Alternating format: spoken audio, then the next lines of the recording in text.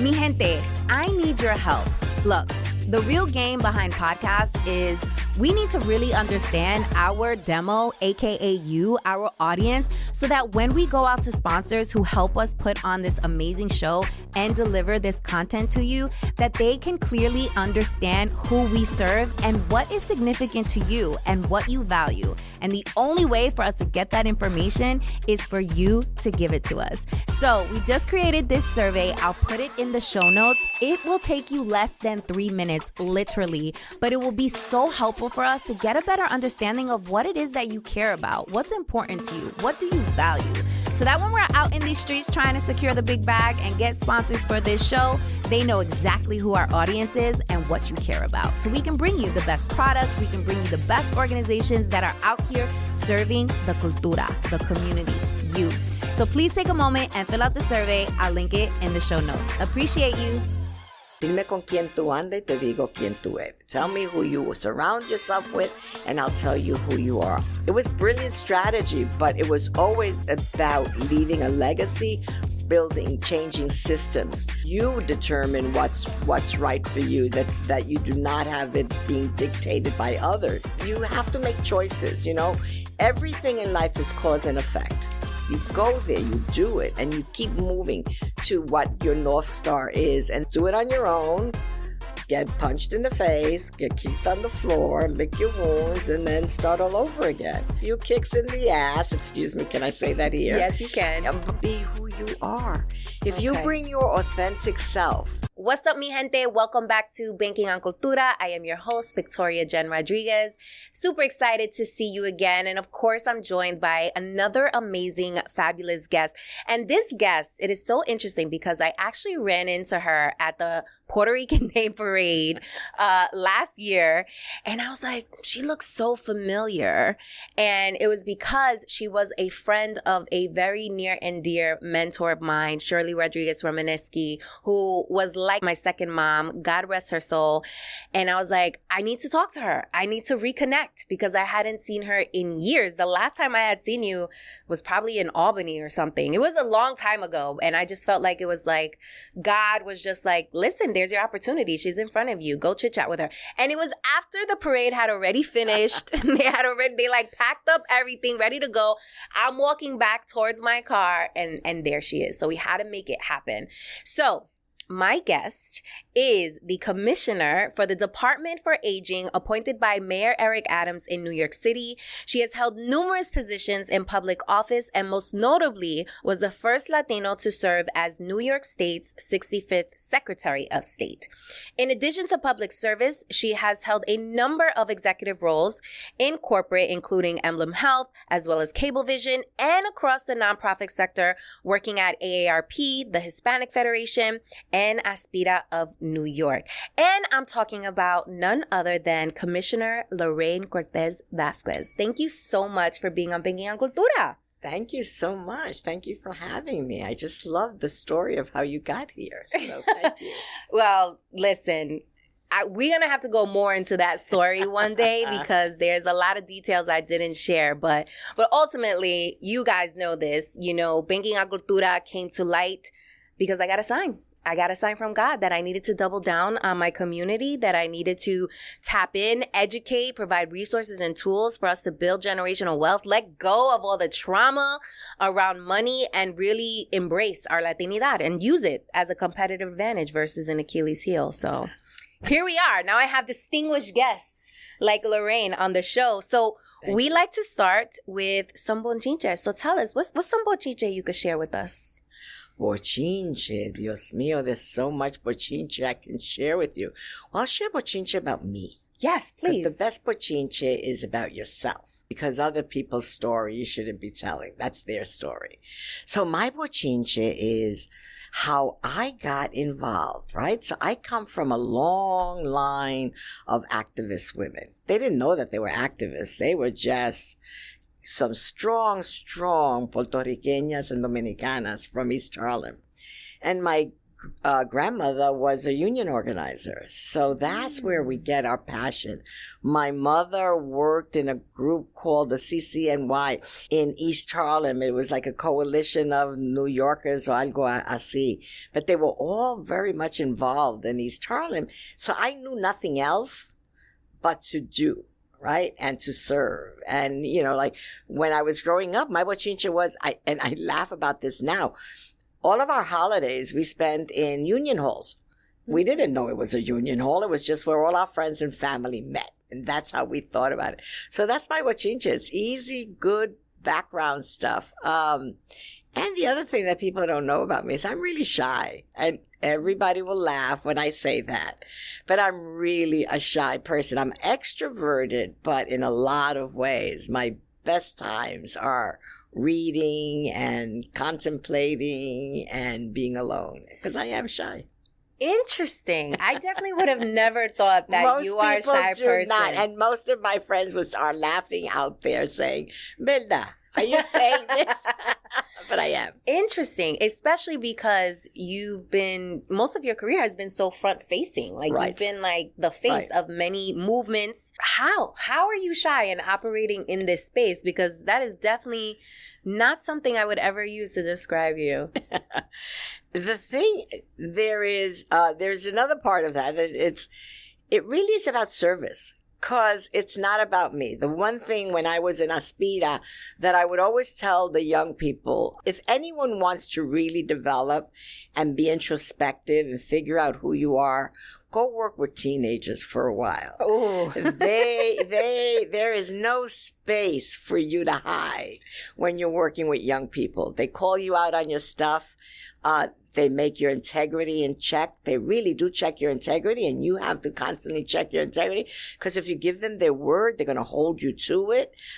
So that was like the best experience. And I went to Aspira already as a seasoned professional. I mean, I had been working maybe 15 years when I started to run Aspira. But what I learned in Aspira and what I would always tell young people, because we talk about servant leadership in Aspira, and it's about your being proud of your rich heritage, but you're also very, very proud of your community service.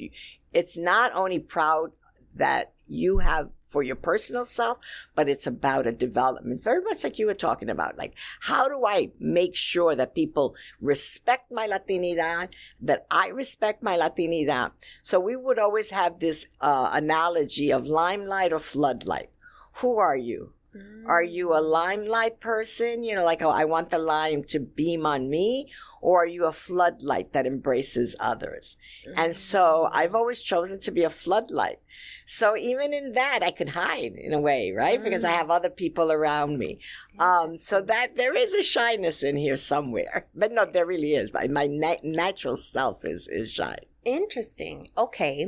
So you've had an amazing career in public service, and Thank you. You have been able to change the lives of many people with your work. So how was that? How was that transition from working in corporate to then getting into public service and becoming the first Latino to be the Secretary of State? Like, that's huge. Well, the one thing that and I learned this very early on from my mother and my grandmother. Dime con quién tú andas y te digo quién tú eres. Tell me who you surround yourself with, and I'll tell you who you are. I have been very blessed and fortunate to be surrounded by incredible leaders and incredible leaders in all arenas.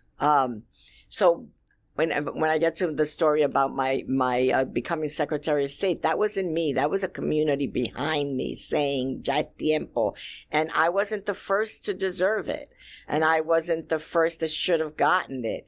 But I was just the first that had the opportunity and the timing to have it, you know. And I think about, I don't want to get political, but I think about Justice LaSalle, who we lost as the greatest the judge, the head of New York State courts. And it was timing, right? The Latino community and the Puerto Rican community were obviously not galvanizing enough to make that possible. So even though I was Secretary of State, it really was about who was around me, who promoted me, and who made it possible. and who gave me the platform. And then, I have a dear friend who I love, who's been very instrumental in many of these ascents that I have had, was Roberto Ramirez and Luis Miranda. And, Roberto used to always say, no, I can get you a job. Your job is to keep the job. So you've got to go in there with excellence and really make it. And was one of the things he would always say, not as much to me, but I knew that was sort of the undercurrent. And Luis Miranda, who has always been, an advocate and a supporter. So, I mean, I've been very, very fortunate, and I come from good stock, man. I come from Puerto Rican women from El Barrio.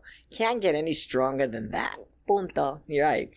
So, family grew up in El Barrio. Were you familiar with the Young Lords? Like, was your family involved? Yeah. We weren't involved. Okay. My family, my grandmother admired what they were doing. She didn't admire some of the approaches.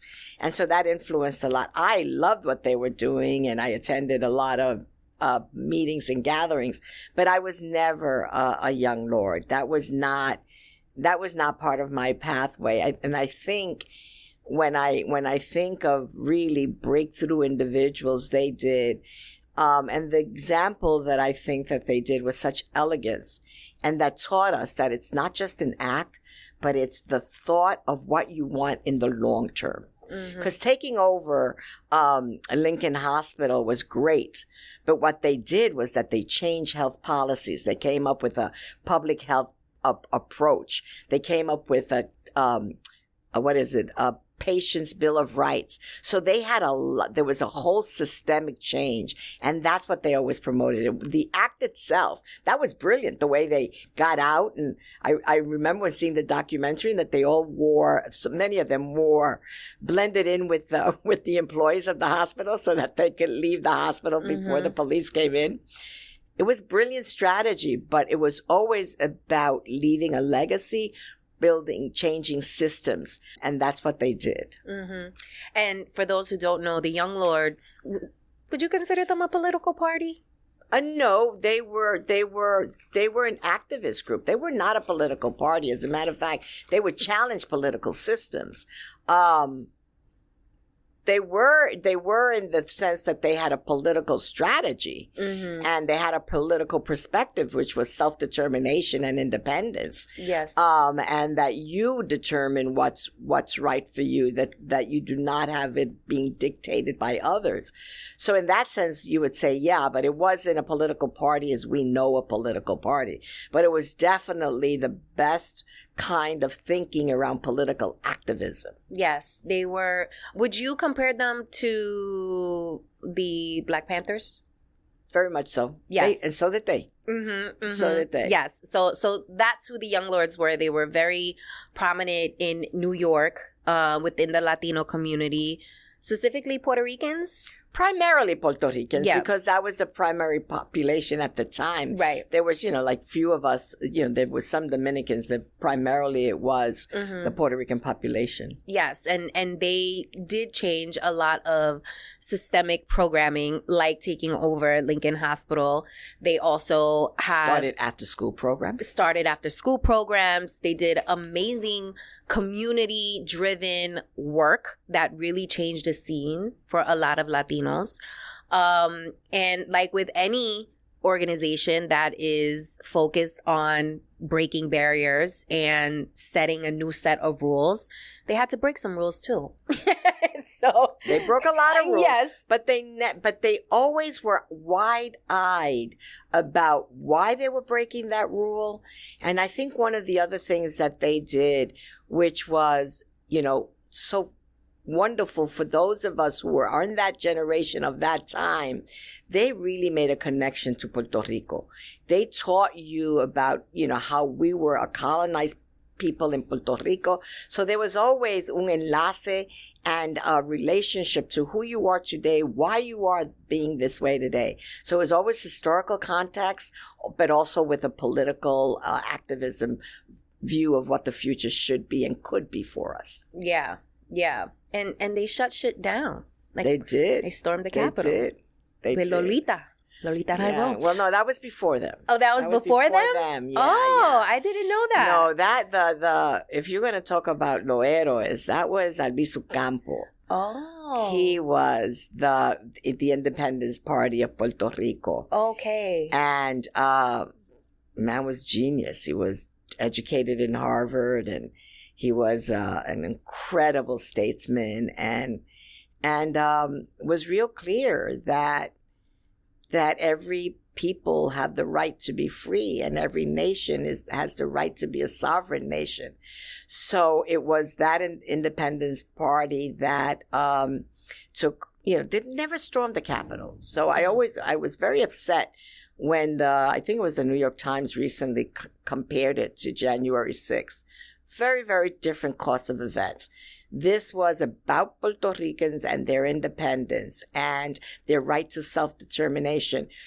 And but they didn't storm the Capitol in the same possible way.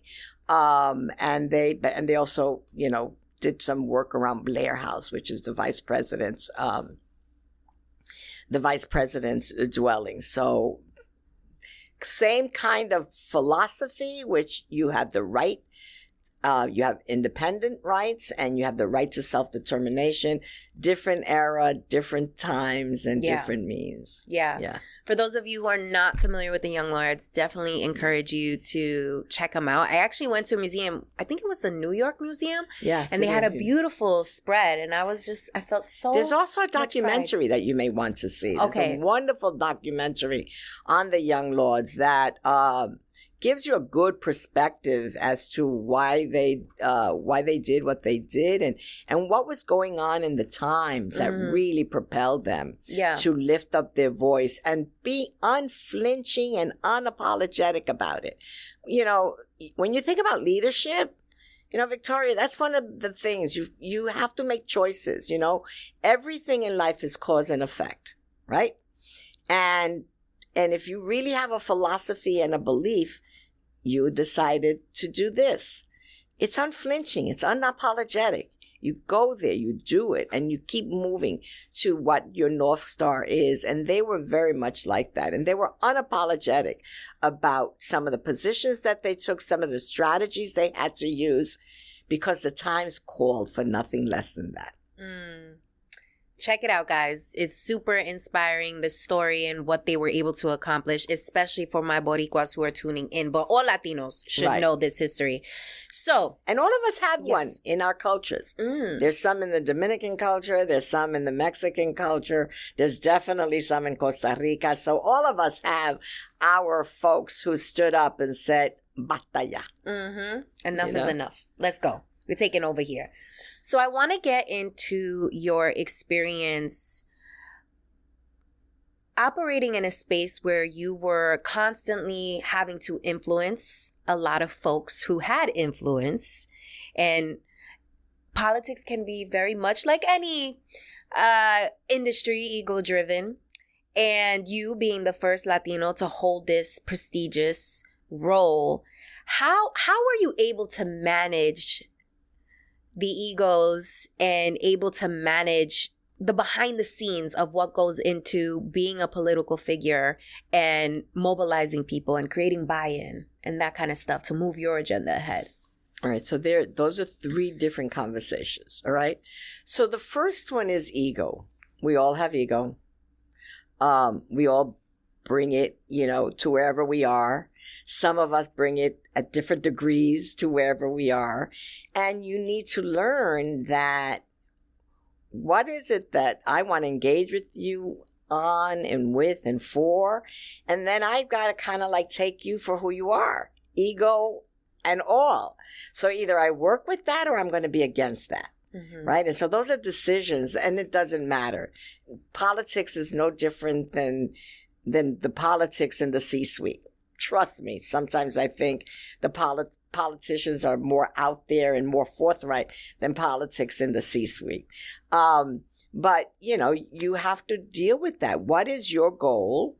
People are people. We all come with that. Now, if you walk into a room and you are dominated by your ego, just know that your influence will be minimal, because you're going to meet other large egos there. So large egos either learn how to dance with each other or they try to annihilate each other.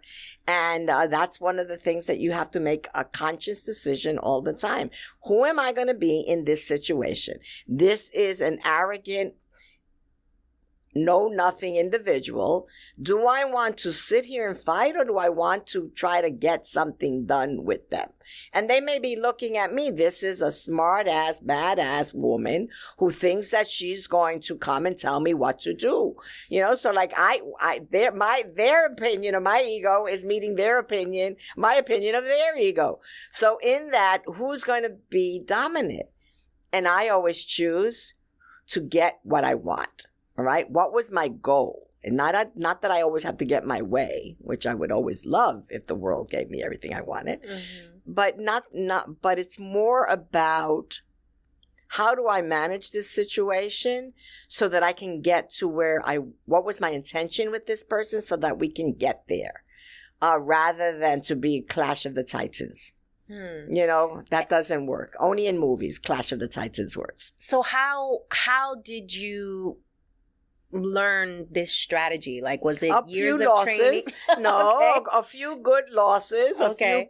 a few punches in the belly, a few kicks in the ass. Excuse me, can I say that here? Yes, you can. But you know, you learn that, you know, and you go and you say, okay, how do I do this differently? You go lick your wounds, and you learn, you know, and you do that. Or, you know, some of you have enough. You've got the gift of having people be in these multiple roles. So see what they've done. See what they've succeeded. You know, when I was moving in these circles, we didn't have a lot. We didn't have a lot to, and particularly as women. We had Olga Mendez, you know, Nidia came later. We had Carmen Arroyo later. You know, there weren't a lot of models that role models that we can look to and say, oh, how does she navigate this? So, you know, you sometimes had to like do it on your own, get punched in the face, get kicked on the floor, lick your wounds, and then start all over again. But today we have so many people. I mean, I think of Latinas have so many people in C-streets and C-suites and so many different women in politics that you ask the questions. How did you do it? Where did it go? What can you tell me? I keep hitting this wall, you know, and it's sort of like, yeah, that's the wall you created. Okay. So the pressure, because back then there weren't many that looked like you, that were women. How did you manage that pressure? Because till this day, there are still rooms where we are the only, right? Oh, we're the only woman. We're the only Latina. So how do you manage that pressure? Where did you like talk to yourself in the mirror and be like, you got this, you're going to go kill it? Like, how did you manage? Sometimes you have to do that. Sometimes you go to that trusted ally and say, I'm at my wit's end. If I walk into that room one more time, I'm going to kill somebody. And that's not a good thing. Or you literally have to sometimes role play it in your head. And sometimes you get an ally. You might not know this person, but I might get someone who can then endorse you in a very subtle way to say, you know what, Victoria's not like that. Let me just tell you a little bit about her so that it kind of like takes that edge that they might have about you. So it's this, I keep talking about it the way I talk about fundraising, these concentric circles of relationships. When do you use them? When do you tap into them? And how do you use them to reach this goal? But the most important thing, and I say this all the time to all of us and to myself all the time, what's your goal? Where are you going with this? If it's just for name recognition, if it's just for limelight, that's going to be short-lived. But if it's structural purpose and long-term, then you have a roadmap that you can follow. A marathon is a lot harder to do than a sprint. So, it takes a lot more practice and training to do that marathon. help us understand this a little more, because I actually struggle with this because I know so many incredible people. I'm blessed with a very vibrant network. And sometimes I think to myself, like, okay, I know all these incredible people. Like, how am I strategically either building relationships or making sure my asks make sense? What if you don't have a goal, but you know that this is someone special or someone that you want to build with, but you don't have necessarily a goal in mind or an ask, right? But you want to like them and know them, right? Perhaps build rapport. So then be who you are. If you bring your authentic self. Sonoro presents a production of Malca Studios. A la Latina, the playbook to succeed being your authentic self. This is your chance to get first-hand career advice from the most accomplished Latinas in corporate America. Those ready to share their secrets so that you can make it to the top in half the time. Those who shatter the glass ceilings not despite being Latinas, but because of it. Join Claudia Romo Edelman and myself, Cynthia Kleinbaum-Milner, as we interview executives from Google, Coca-Cola, Spotify, and more. Learn how to get promoted quickly, when is it okay to make a lateral move, and how to use your accent as your superpower. The time has come for us to rise to the top. Being Latina is our superpower. We are passionate. We are resilient. We're natural leaders. We are the next generation of C-suite executives in the making. Join A la Latina. A la Latina is available wherever you listen to podcasts.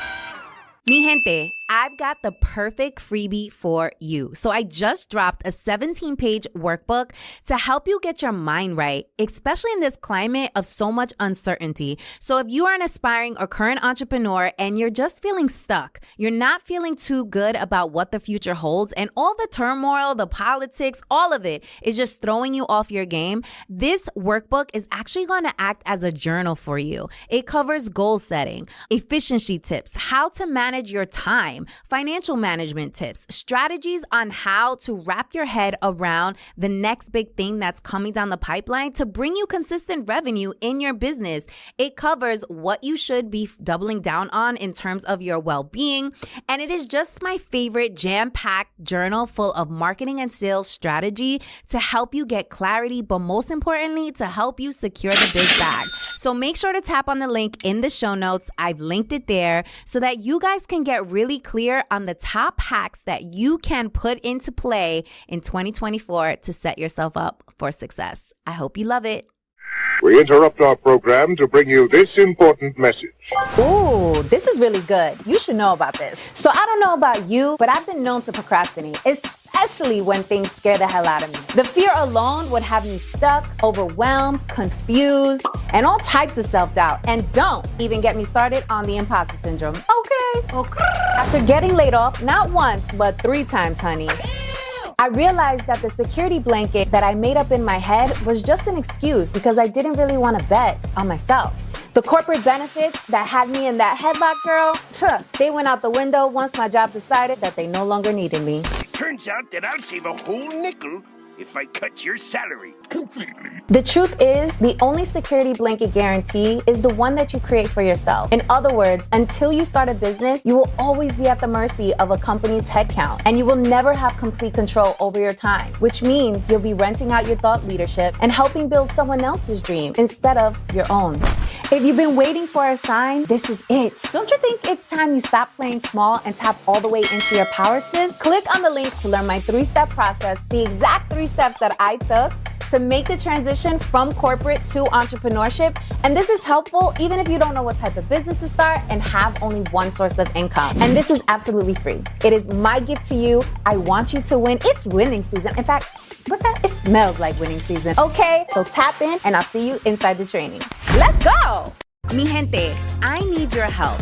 Look, the real game behind podcasts is we need to really understand our demo, aka you, our audience, so that when we go out to sponsors who help us put on this amazing show and deliver this content to you, that they can clearly understand who we serve and what is significant to you and what you value. And the only way for us to get that information is for you to give it to us. So we just created this survey. I'll put it in the show notes. It will take you less than 3 minutes, literally, but it will be so helpful helpful for us to get a better understanding of what it is that you care about, what's important to you, what do you value, so that when we're out in these streets trying to secure the big bag and get sponsors for this show, they know exactly who our audience is and what you care about. So we can bring you the best products, we can bring you the best organizations that are out here serving the cultura, the community, you. So please take a moment and fill out the survey. I'll link it in the show notes. Appreciate you. Right? If you come to me and you say, will you be my mentor? That question always like, why do you want a mentor? Right. What do I have that I can give you that you don't have it within yourself? So, but if you always approach me like that, then I'm always thinking, okay, this is somebody who needs something. But if someone says, Lorraine, how was your day? Tell me, tell me a little bit about those shoes. Then you tapped into me. All right? And you tapped into your authentic self, taps into their authentic self. Or someone could say, like, these shoes, they look fabulous, but they hurt like hell. But there is something, there's a sincerity, there's an authenticity. And sometimes we lead with what we want rather than you know what? I really want to connect with you. I don't want anything from you, or maybe not even now. Right now, I think there was something about you that made me gravitate towards you. And share that in an authentic way. There's everybody, is, as we call them, lo bucone. You don't want to be in that circle. You have a mission and a path. And what you want to do is say, who do I want on that road with me? Who do I want in my foxhole? Who do I want, who do I want in front of me? Who do I want to promote so that then we can see that, yeah, we're really talking seriously about Latinas and Latinidad. You do that here with your podcast. You're bringing people to join you on this trip. Enter into the foxhole. That's interesting. I've never heard that before. And managing relationships is such a skill. And I find, for me, I admire politicians because I find that there's so many conflicting agendas and everybody is trying to get buy-in for something. And there's hands that need to be shook that don't want to be shook. Like, there's just a lot that compromising. And so the relationship element has always been something that I admired and always looked to observe. And that's why I'm asking you, because I think that this is a skill that can serve you for life once you are able to really hone in and double down. So what else can you share in terms of relationship management? I heard leading authentically, allowing yourself to communicate vulnerably and humbly. Like, listen, something made me gravitate towards you. I don't want anything. How's your day? Kind of thing. Right. And the other thing is, people will know you and get to know you through your actions, through what you don't do, as much as what you do, how you express what you've said. Not that you're articulate or not, it's what you said. All of us have non-negotiables, right? There's certain things. Like, if you want me to promote Latinos for your benefit, wrong woman. Go call somebody else. If you want me to promote Latinos because it's going to benefit my community, right person, right? So you know what your limits are. You know what your non-negotiables are. People don't come to me to come and I want the Latino community for this, and I would say, okay, what are they going to get in return? There has to be a benefit for my community. There can't be, so you'll know that. You'll know what your thresholds are. And when I was talking about the foxhole, I always think about the military. Who do you want in your foxhole? I want the guy who's not, or the woman, mostly. I want the woman who's even though she's quaking in her feet, is not going to stop. I don't want the person who, the minute it gets rough, that they start crying and, like, oh my God, all the attention is now on you and we are on the mission. We're going to get killed right now. So people who are focused, who are deliberate, who are unflinching, who are fierce, who will have my back, like when the other person jumps into the foxhole who's not supposed to be there, that both of us can kick them out, not that they let me do that alone. That's what you want. You want your crew. You know, you want your posse. Call it whatever you want. Yeah. But the people that you know that when you turn your back, they got it. Not the people that when you turn your back, you're like wondering, where is everybody? Right. You know? And how do you assess that? Because I find that a lot of people have become very good at performing and presenting themselves as somebody that they are not. How are you assessing through that? Like, how are you kind of identifying someone's character? Is it time? Like, what is the process? Well, I usually go more by what you've done and what you've said than what you're showing me right now, right? So it really is about character. It's about integrity. It's about my own character and integrity. What am I bringing? Am I just dogging them because I want something from them too? You know, so it really is. I don't want to underestimate, but authentic self. You can't hide authentic self. You could be somebody else, but at the end, if you're a coward, you show up as a coward. You might mask it by looking like a tough guy. You might mask it by looking like if you're a billionaire and it's other people's money that you're flaunting around. There's a lot of ways you can mask it, but authentic self is hard to sustain. Inauthentic self and bravado is hard to sustain for a long, long period of time.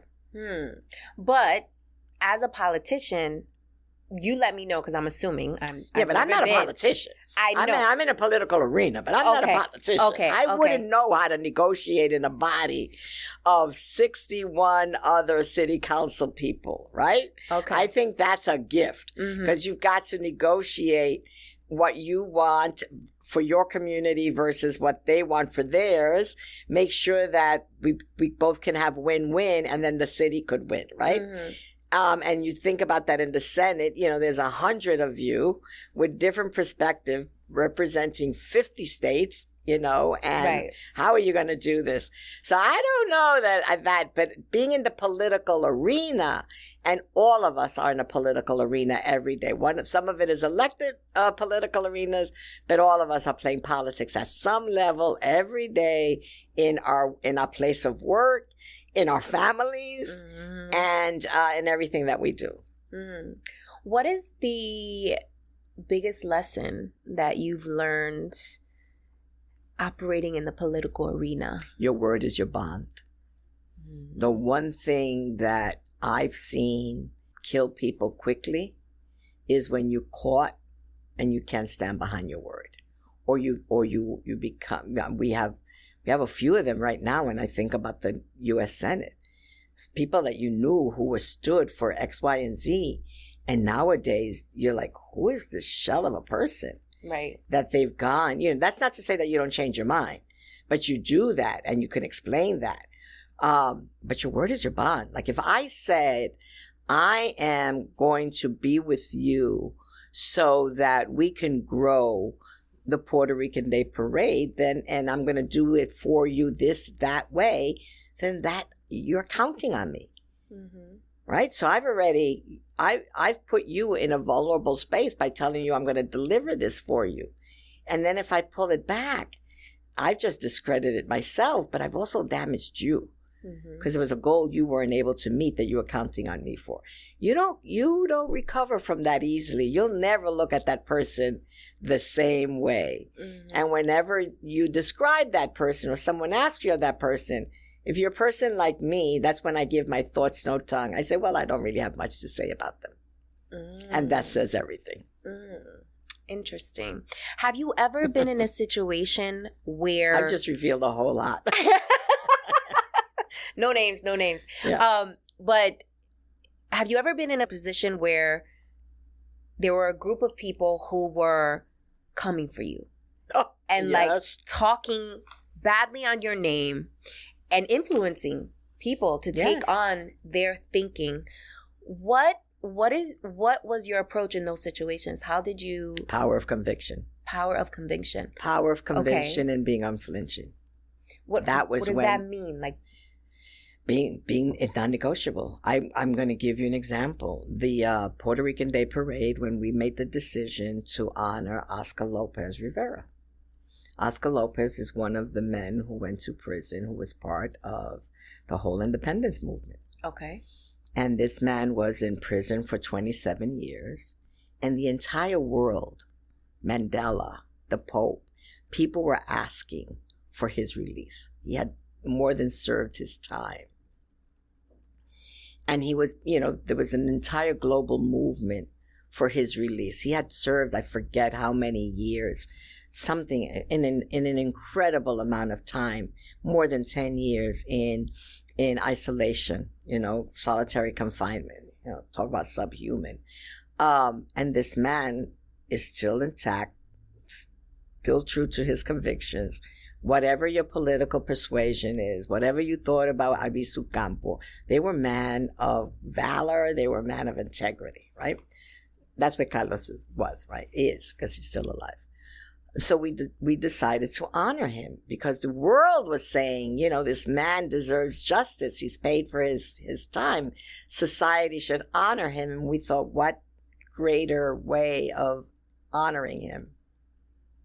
I've never seen people come out of the woodwork that I would not believe attack me personally.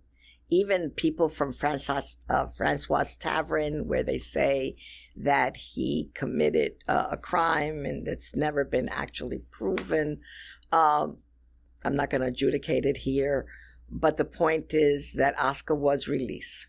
Mm-hmm. Oscar paid for his time, and the Puerto Rican community wanted to recognize this man and this man's story. Right. And the way I used to say it, he was our Mandela.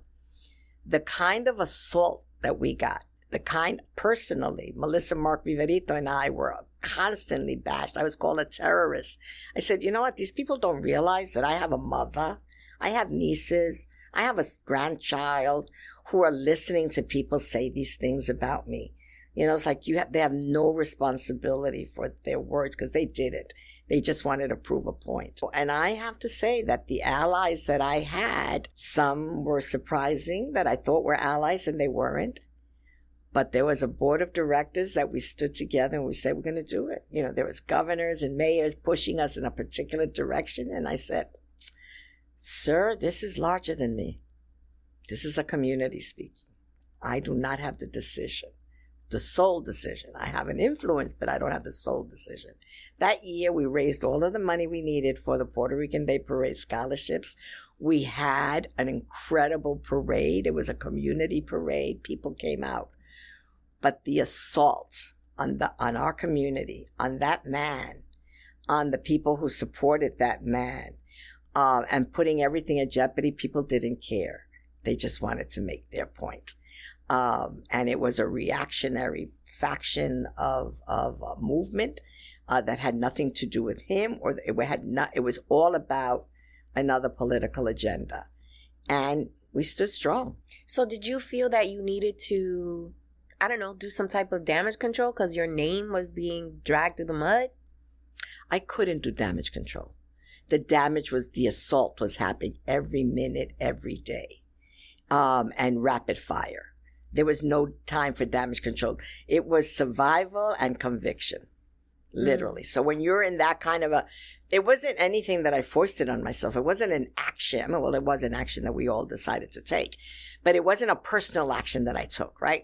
Because then I have to question myself. Like if I went and I bashed a police officer, then I have culpability there. Mm-hmm. In this one, I was just standing for a principle about the right to justice, right? And so therefore I had to take the assault. I didn't have to take them, but I did. The assaults were rapid. I could do no damage control other than the conviction of why we were honoring him and reminding people to the best of our ability as they were putting their knee in our throats that the world had asked for this man to have justice. Mm-hmm. And, you live through those experiences, but you also learn that you keep moving forward and you keep marching and you don't retreat. The foxhole. And who do you have in that foxhole to make sure that you can keep moving forward? And I was very proud of the Latino elected officials and the Puerto Rican ones who chose to march in that parade that day. They too were taking a risk. Un poquito, some of them were intimidated, but they also knew. Even though they might not have agreed with Oscar, even their political perspectives are so different than Oscar, they knew that this was an assault much bigger than the assault on Oscar. Mm-hmm. And for those of you who are tuning in and you're like, what's the thing about this parade? It is the largest, right? The largest national parade in the country. It's the largest in the country. It spans, in New York, it has the highest viewership of most parades. But more than anything, it was started. If you know the history of the parade, then you know why. Like, why are people so wonderfully in love with this parade? The young men that started this, 1957, it was in defiance to the fact that the Puerto Rican flag couldn't be flown for so many years, right? And when the law changed and the Puerto Rican flag could display, Ramon Vélez, a lot of brilliant young men in those days, whatever your differences are, they took a stance and said, you know what, we're going to honor our community, we're going to fly that flag. So it was really in almost like a defiance. And so that's when the Puerto Rican Day Parade was started in 57. I didn't know that. Yeah. I didn't know that. And this past year, when we met at the parade, was the first year I was actually in the parade. Usually I'm like in the crowd. And to be in the parade, on the float, seeing the sea of flags and orgullo, it is like such an amazing feeling. I can tell you, I've been in that parade, like my grandmother used to take us to those early parades, like it was mandatory, right? That was what you did the second Sunday of June. That's right. And you went with your little pot of chicken and you ate in the sidelines and you were there all day, right? And rain or hot, shine, because that was always in June. But the one thing that I can say about that parade, it never tires me in all these years that I've seen the work of that parade, to see that sea of flags. I mean, todavía se me aguan los ojos. I still get teary-eyed thinking about that vision. I don't ever tire of seeing it. I used to always say, if we could get a quarter for every time that somebody had a flag, or que bonita bandera, if I could get a quarter for all of that, imagine how large my scholarship fund would be. Yes. Our scholarship fund. It is a beautiful, beautiful, beautiful thing to see and be a part of. Yes. It's a display of pride and asset. I think you can appreciate it whether you're Puerto Rican or you're not. You just feel the energy and the pride. And then what I love is that it has served as a model. Now we have a Mexican parade and we have the Latin American parade. Dominican parade. Each one of those, it is just a display of who we are. Look at the assets that we bring. Don't listen to the narrative. There's another side to these people. There's a richness to these people, to us. Yes. And displaying that in full view. The Irish have done it for years. We're going to see it a few days from now in St. Patrick's. The Italians have done it with the Columbus Day Parade. That's what this city is about. That's what this nation is about. We're not poisoning anybody's blood. We're enriching everybody's blood. Yes, I love it. So speaking about orgullo, taking a stand and marching to the beat of your own drum and being a part of history. We are in an historical year, an election year, a big, big, big election. And unfortunately, many Latinos have a sentiment of, well, my vote doesn't really matter, so I'm not going to show up. What is the point? What are your thoughts about that? That is one of the dumbest things you could ever say in your life if you say that. I go back to when Gore was running for president against Bush, and they had to tally the votes in Florida one by one by one, and how that vote was lost one by one. Every vote counts. There are some elections that are won in the Bronx by less than 200, 300 votes. There's some elections that are won in Arizona by less than 1,000 votes. Every vote counts. We are very good because I can't think of un Latino that doesn't have a political opinion. Everybody loves to do the Monday night quarterbacking. And we love to criticize our politicians. Well, you know what? Be in the game. And the way you're in the game in this country is you vote. You know what? We do not count untallied votes. They have no weight in the game. All right? So like people are like, oh, well, you know, and I said, no. There's no such thing as, you know, well, it was only 20%. Yeah, you know what? That 20% was who counted and who made a decision. That 80% who chose to sit out, guess what? All you can do is talk about what you wanted, but you didn't put any action in it. I ask each and every Latino, now more than ever, if you honor who you are, if you honor where you come from, if you have a lot of pride, I want you to vote. I'm not even going to tell you who you should vote for, but you should also vote for people who respect you and who think that you are worth something and that you are bringing contribution to this country, because we are. I don't care what the narrative is out there. Each and every one of us, my grandmother and great-grandmother came to this country, and from ese tronco, I am nacido architects, computer scientists, engineers, social workers, Secretary of State, lawyers up the gazoo. You know what? That is our legacy. We all are walking on somebody's shoulders. You want to honor that? Vote. And make sure that no one gives a narrative about who we are that is not who we are. Mm-hmm. And I don't care where you come from. We all have something to contribute. We've all contributed to making this country great and what it is. No one can ever say immigrants is what has always made this country function. Why we're different than everybody else, because we bring new youth, and we have a generational perpetuation in this world. The way you replicate, right, is how you continue legacy and how you continue populations and how you have strength. You can't have an army if you don't have people. Right? And we bring that. Latinos have the highest number of Purple Hearts. We've contributed to this country in a lot of ways, and many of our families with the lives of our loved ones. I say to you, if that doesn't make you want to vote and have a voice, then who are you? That's a good question to ask. Who are you? Right. So, you know, in the Talk That Talk segment, we talk about something taboo. So we've already touched on it with people who feel like their vote doesn't count. But what about the idea of, well, I don't like anyone who's running, so therefore I don't have an opinion, so I'm not voting? No, I'm sorry. You are paying taxes. If you don't like any of them, then run for office. But in the meantime, you have a choice to make. You have a choice to make for your family. You have a choice to make for your community. You have a choice to make for yourself. You know, I don't have to love them.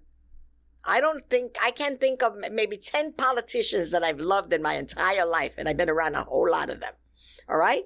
You don't have to love them, but I have to say, who is going to benefit me and my community more? The other thing is, and I'm going to talk to you now as Commissioner of Aging, this conversation about age and that age diminishes you is the biggest insult to all of us. Because, ability is ageless. What makes me who I am is not my age, it's my character, my experience, my knowledge, who I surround myself with. That's the conversation. But this conversation about disposing us, I would never want anyone to have disposed of my grandmother. I got the best of who I am from her and my great-grandmother. How would I say that because they were older, they were useless? They were the most powerful things in our family. Mm-hmm. I hope that my grandson thinks of me that way, and my great-nieces. It's like, come on. It has nothing to do with age. It has to do with who you are, your character, and your ability. But you don't have to love them. Mm-hmm. You just have to start thinking about what's going to be best for my family. Mm. And if you vote that way. I like that. And why why should they show up this year in particular? Because there's a lot at stake. Many people came to this country because of a dream. And that dream was freedom and democracy. And that is at stake more than ever. If you're a young woman today, I lived before Roe versus Wade, right? My mother and those people know what it was like for women before that. I can't even imagine, that my nieces and my great nieces are going to have less rights than me. I can't even imagine that world. Mm-hmm. I can't even imagine a world where people are telling you as a woman have no power over your body. You and your doctor cannot make the choices for you that are the most essential, that somebody else can. I'm not saying that you have to believe in abortion.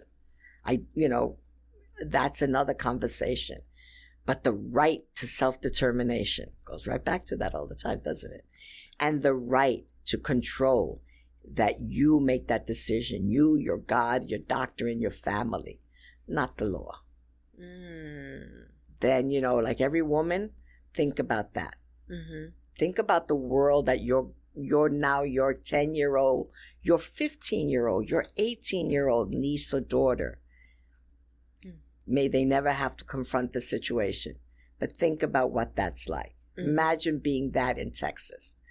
Mm-hmm. Imagine being that in Alabama today. Mm-hmm. Wanting to have a baby.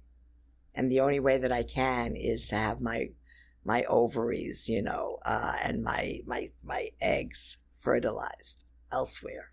Mm-hmm. That's taboo. Mm-hmm. That's a taboo conversation. And you know what?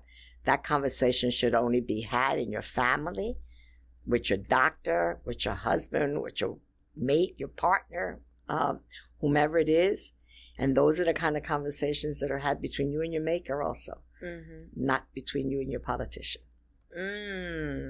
So what would be your advice for those in the community who are thinking about public service, who want to pursue it, but they are hesitant because of what they see in terms of how politicians are being treated right now and just how the world operates with you're literally on front center? Do it. Everybody has a boss, right? Yeah. Everybody has challenges. If that's what you want, then go for it. But go for it not for the aggrandizement of it. Don't go for it to be in the limelight.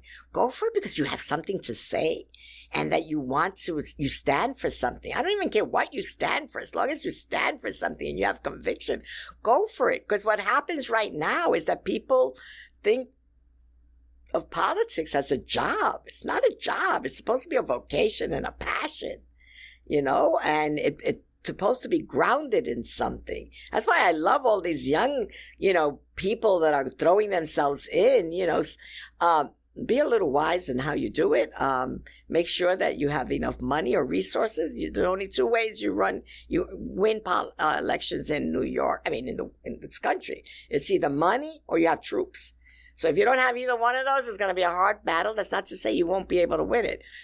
But do it. Do it. I love all these young people who have that enthusiasm. And please, we haven't done a good job.